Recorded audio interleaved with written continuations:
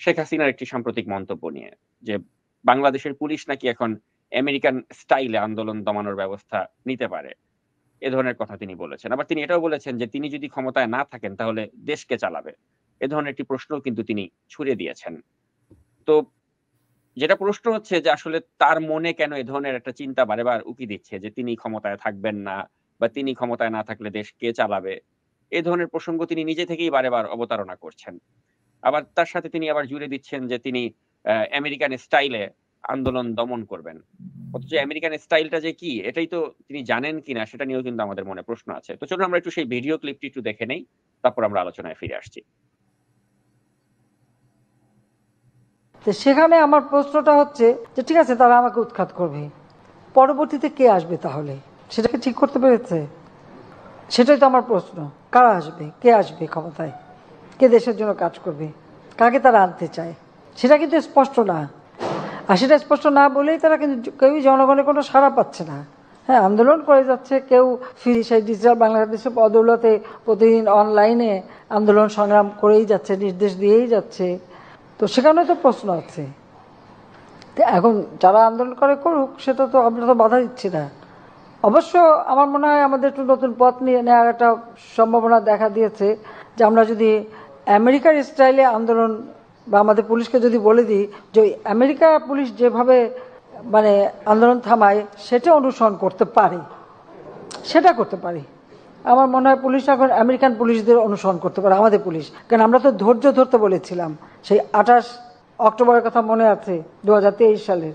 আমি তো বলছিলাম পুলিশকে ধৈর্য ধরতে, যে তাদেরকে পিটিয়ে হত্যা করেছে, মারছে, এবং সেই সাথে তাদের হাসপাতালে আক্রমণ, গাড়ি পোড়ানো। কাজে আমার মনে হয় এখন আমাদের পুলিশ কিন্তু মানে আমেরিকান স্টাইলে আন্দোলন দমানোর ব্যবস্থাটা নিতে পারে। আমার মনে হয় সাংবাদিকরা বোধহয় ব্যাপারে আমাকে সমর্থন করবেন। তো এখন জাকব মিল্টন, আমি জানতে চাই আপনার কাছে যে আসলে আমেরিকান স্টাইল বলতে তিনি কি বোঝাচ্ছেন? কারণ তার ছেলে সজীব ওয়াজেদ জয় সেও তো আমেরিকাতে অনেকদিন ছিল এবং সে যখন ছিল তখন তো সে নানা সময় আপনি জানেন যে নানা অপরাধে তাকে পুলিশ গ্রেপ্তার করেছিল। আমেরিকান পুলিশই তাকে গ্রেপ্তার করেছিল। তার মাগশট আমরা দেখেছি। স্পিড ব্রেক করেছিল, মদ খেয়ে গাড়ি চালিয়েছিল, প্রস্টিটিউশন করতে গিয়ে ধরা খেয়েছিল। তো উনি কি ওই ধরনের কথা বলছেন যে আমেরিকান পুলিশ মানে স্টাইলে বাংলাদেশের পুলিশ মানে ব্যবস্থা নেবে? আমেরিকান পুলিশ তো ওই সাবেক প্রধানমন্ত্রী বা বাংলাদেশের মতো একটা দেশের প্রধানমন্ত্রী, বর্তমান প্রধানমন্ত্রী, তার সন্তান বা কি এগুলি তো তারা বিবেচনা করে না যখন গ্রেফতার করতে যায়। আর বাংলাদেশের পুলিশ তো আপনি জানেন যে তারা উদ্দেশ্যপ্রণোদিতভাবেই তো গ্রেফতার করে থাকে। তো এই সামগ্রিকভাবে তার এই মন্তব্য নিয়ে একটু আমি আপনার বিশ্লেষণ জানতে চাই। অটোক্র্যাট যারা যারা বিদেশিদের তাবেদার হয়ে অন্য দেশের সরকার প্রধান হয়ে নিজের স্বার্থ উদ্ধার করে, তাদের কাছ থেকে এই ধরনের কথাবার্তা ইউজুয়াল।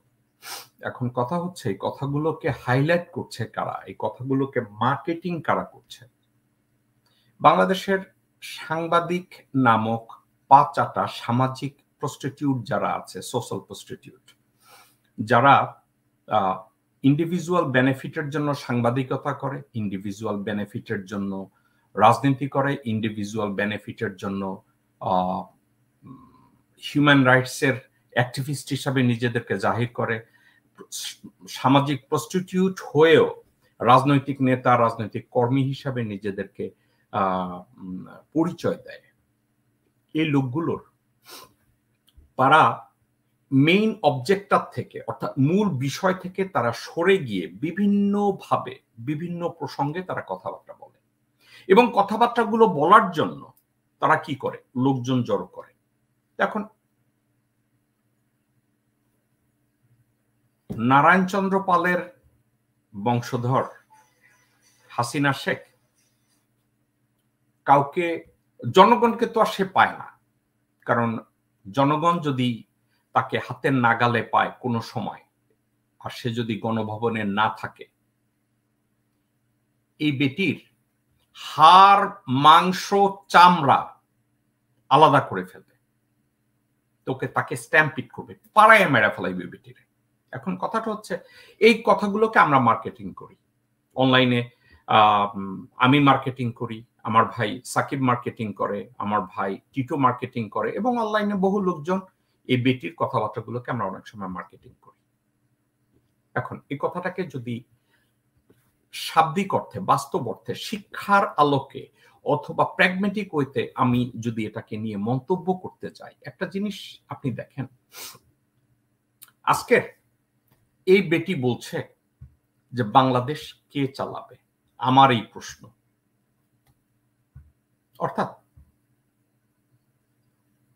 সোনাগাছিতে বৈশা কোনো এক বেশ্যা বলে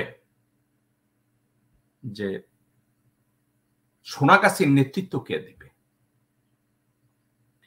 হাসিনা মাগিকে যদি কেউ জিজ্ঞাসা করে, মাগি তুই প্রস্টিটিউশনের সর্দারি করবি তো সোনাগাছিতে চলে যা, তুই এইখানে বসে আছিস কেন?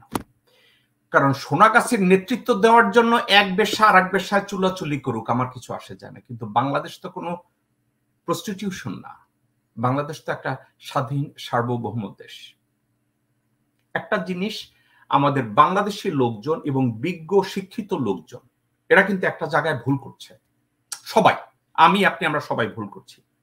বাংলাদেশে কিন্তু রাজনৈতিক সমস্যা না, বাংলাদেশে যে জিনিসটা গত 16 বছর যাবত ফেস করছে এটা কিন্তু রাজনৈতিক সমস্যা না। এই সমস্যাটা আসলে কি? অন্য একটা দেশ ডিরেক্টলি এবং ইনডিরেক্টলি আমাদেরকে ইনভাইট করে আছে। অর্থাৎ বিষয়টা এমন,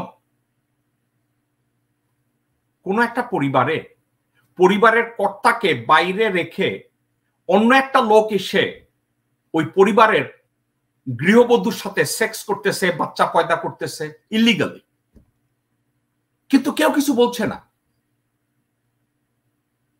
বাংলাদেশ নামক আমাদের যে দেশ মাতা,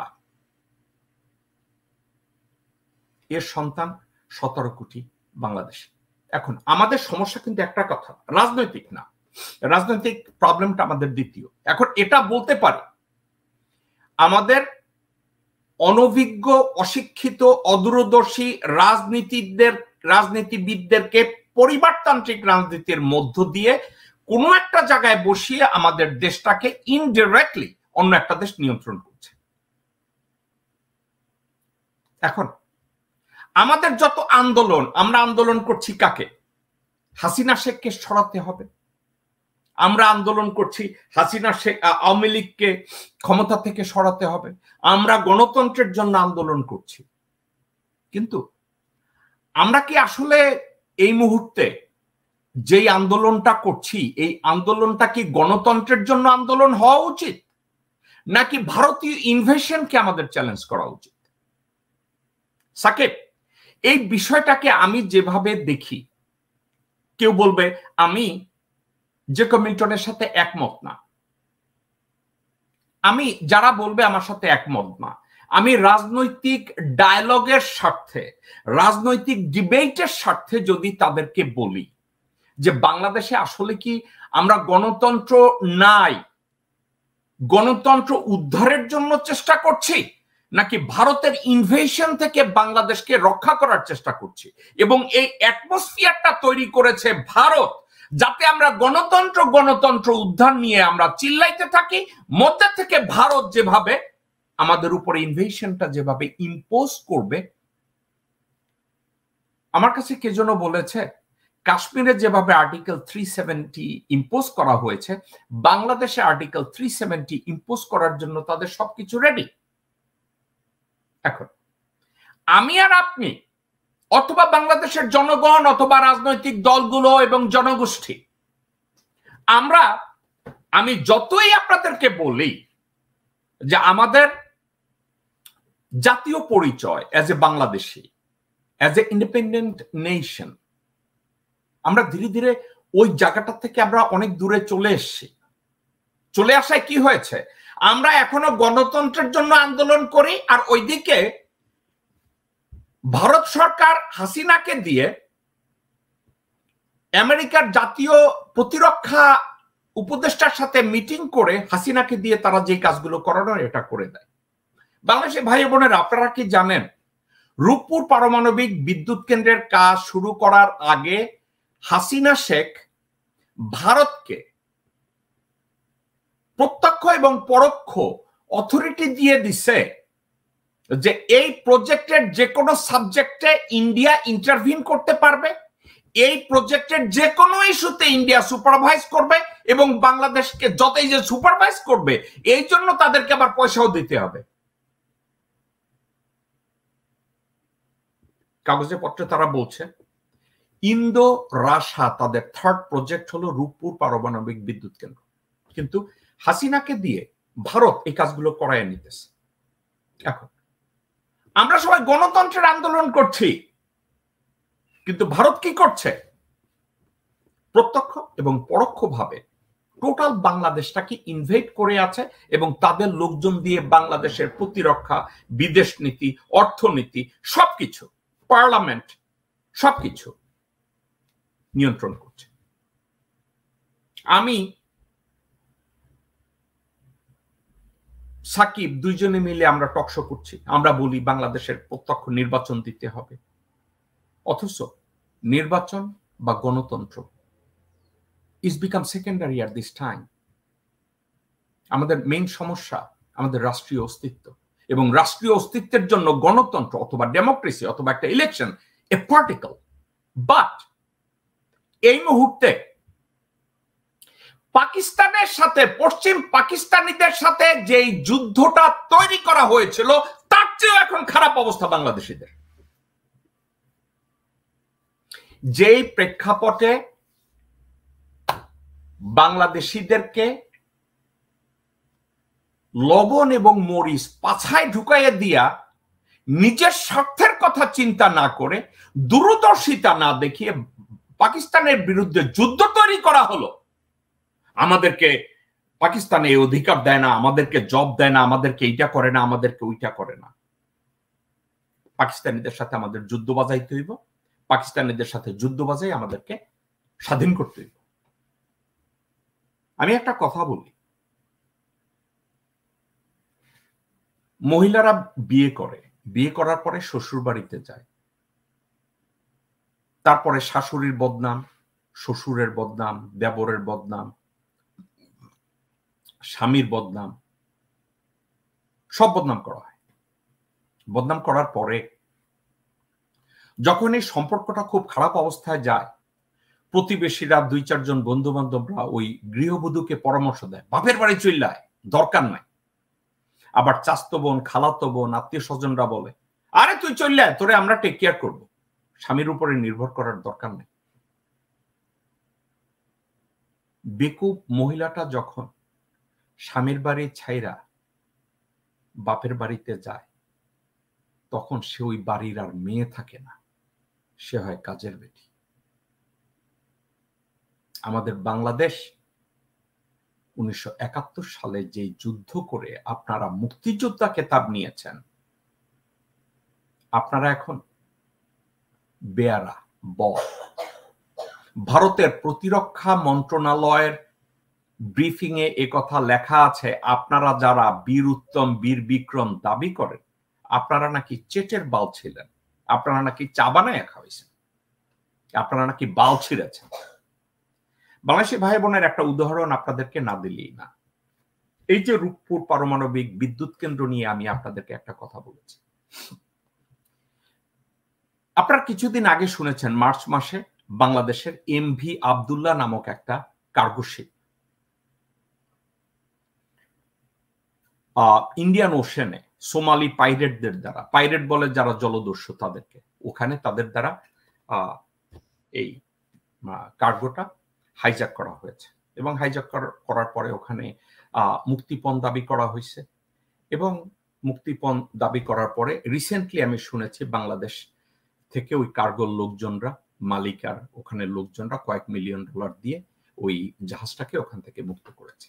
এখন আপনাদেরকে আমি একটা কথা বলি, সোমালি পাইরেটদেরকে নিয়ে যে সমস্যাটা ওখানে আছে, এই সমস্যাটা তৈরি হয়েছে 1992-93 সালে। তখন সোমালির ওয়ারলর্ড জেনারেল ফারা আইদিদ যখন সোমালিয়া গৃহযুদ্ধ শুরু করেছে, আমেরিকানরা ওখানে গিয়ে মার খেয়েছে, তারপরে থেকে সোমালি পাইরেটরা ওখানে এই কাজ করা শুরু করেছে। এখন আমেরিকানরা একটা পর্যায়ে বুঝেছে যে ওখানে ইন্ডিয়ান ওশেনে যদি তারা ঠিকমতো তাদের সিকিউরিটি জোরদার না করে, তাইলে ইউরোপিয়ানদের বাণিজ্য এশিয়ানদের সাথে উল্টাপাল্টা হবে, ওখানে তারা নিয়ন্ত্রণ হারায় ফেলবে এবং পরবর্তী সময় দেখা যাবে আমেরিকান পণ্য শিফট করতে গেলে, যে কোনো আমদানি করতে গেলে বা রপ্তানি করতে গেলে আমেরিকান বাজার এশিয়াতে নষ্ট হবে, মিডল ইস্টে নষ্ট হবে, অন্যান্য জায়গায় নষ্ট হবে। তো তারা এটাকে নিয়ন্ত্রণ করতে চায়। তো নিয়ন্ত্রণ করার জন্য আমেরিকা ওখানে গ্রুপ করলো। আমেরিকা এসব ক্ষেত্রে বেশ ভালো, তারা একা কোনো জায়গায় যাবে না, দল বেঁধে লোকজনদেরকে নিয়ে যায়। ওখানে যাওয়ার পরে তারা একটা কাজ করেছে যেটাকে বলে কম্বাইন্ড ম্যারিটাইম ফোর্সেস, সিএমএফ। আমেরিকার নেতৃত্বে সিএমএফ করেছে। এখন এই সিএমএফ করার পরে তারা বিভিন্ন দেশকে বলেছে যে তোমাদের যে কারো শিপ এই অঞ্চল দিয়ে যদি যায়, তোমাদেরকে যদি এখানে সিকিউরিটি পেতে হয়, তোমরা সিএমএফ এটাই তোমরা যোগ দিতে পারো। এই কম্বাইন্ড ম্যারিটাইম ফোর্সেস এর এটার নেতৃত্ব হয়েছে আমেরিকার হাতে। এখন এই কম্বাইন্ড ম্যারিটাইম ফোর্সেসে আপনাদেরকে আমি বলি, শ্রীলঙ্কা যোগ দিয়েছে, ভারত যোগ দিয়েছে, পাকিস্তান যোগ দিয়েছে, মালদ্বীপ যোগ দিয়েছে, মিয়ানমার যোগ দিয়েছে। যোগ কে দেয় না জানেন?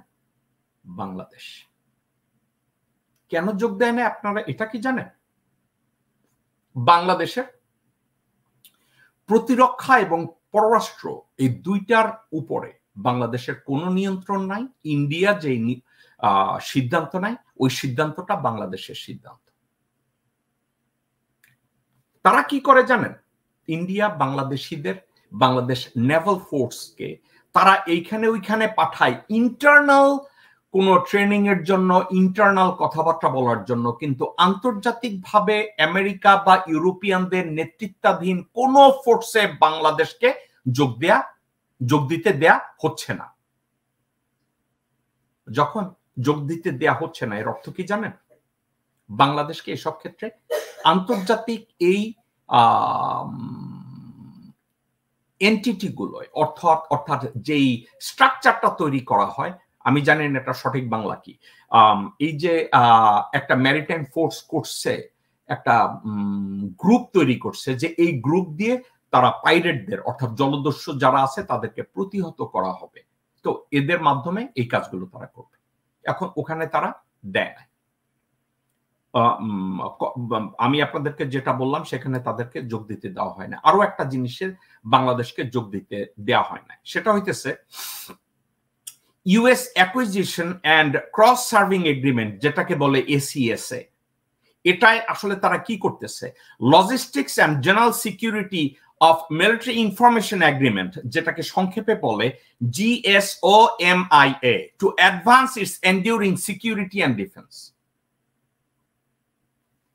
এখন আন্তর্জাতিকভাবে মিলিটারি ইকুইপমেন্ট অথবা লজিস্টিক অথবা ইনফরমেশন এক্সচেঞ্জ প্রোগ্রামের মধ্যেও বাংলাদেশকে জয়েন করতে দেওয়া হয় না। কেন দেওয়া হয় না এটা কি আপনাদেরকে বলে আমি টায়ার্ড হয়ে যাব? একটা কারণ, জয়েন করতে দেওয়া হয় না। বাংলাদেশের নিজস্ব কোনো সে নাই আন্তর্জাতিক পর্যায়ে আমেরিকার ক্ষেত্রে কোথাও জয়েন করার জন্য। আপনাদের মনে আছে না, ব্রিক্সে জয়েন করার জন্য হাসিনা মাগি সাউথ আফ্রিকা পর্যন্ত দৌড়াইছে এবং দৌড়ানোর পরে ওখানে গিয়ে পুটকিতে একটা চিমটি খাই আবার বাংলাদেশে ব্যাক করছে, ব্রিক্সের ধারে কাছেও যাইতে দেওয়া হয় না। ওয়ারাস ছোট খাটো ছাতা মাথা বালছোল দেশ ওখানে ব্রিক্সে জয়েন করেছে, বাংলাদেশকে জয়েন করতে দেওয়া হয় না। এই যে আপনি বললেন যে জিসোমিয়া চুক্তি, যেটা এটা তো পিটার হাস সবসময় চাচ্ছিল যে বাংলাদেশ যাতে এই চুক্তিটা সাইন করে, কিন্তু এখানে ভারতের বাধার কারণেই কিন্তু বাংলাদেশ পারছে না। এটা মূল বিষয়। আচ্ছা, করতে বাধার কারণে টোটাল সাবজেক্টটা হচ্ছে then who is running Bangladesh. Hasina মাগি এই প্রেস কনফারেন্সে বলছে who is going to lead, who is going to replace me. মাগি ও তো already replaced by Modi. You are not in power, Maggie. Maggie, you are not in power. Hasina মাগি, তুমি ক্ষমতায় নেই। হাসিনা মাগি, তোমার কোনো সে নাই। হাসিনা মাগি, তোমাকে আমার দেশমাতা বাংলাদেশের জন্য একটা অভিশাপ হিসাবে আল্লাহ পাক এখনো তোমাকে ওখানে কেন বসিয়ে রেখেছে, এটা আল্লাহ পাক ভালো জানেন। হাসিনা মাগি তুমি জিজ্ঞাসা করেছো আমার পরে কে নেতৃত্ব দেবে। মাগি তুই কোনো নেতৃত্ব দেস না। নেতৃত্ব দিতে গেলে শিক্ষা লাগে, নেতৃত্ব দিতে গেলে অভিজ্ঞতা লাগে, নেতৃত্ব দিতে গেলে দূরদর্শিতা লাগে, নেতৃত্ব দিতে গেলে দেশপ্রেম লাগে, নেতৃত্ব দিতে গেলে পরিকল্পনা করার মতো যোগ্যতা অভিজ্ঞতা সবকিছু থাকতে হয়। নেতৃত্ব দিতে গেলে নীতিবোধ থাকতে হয়, নেতৃত্ব দিতে গেলে চরিত্রের দরকার হয়, শিষ্টাচারের দরকার হয়। মাগি এর কোনটাই তো নাই। আমি যে বিষয়টাকে আপনাদের কাছে একের পর এক আপনাদেরকে আমি বলছি যে প্রত্যেকটা বিষয় চেরা বিচার করতে ব্যর্থ হন, সেক্ষেত্রে আপনার নিজের পরিচয় থাকবে না, আপনার নিজেদের অস্তিত্ব থাকবে না।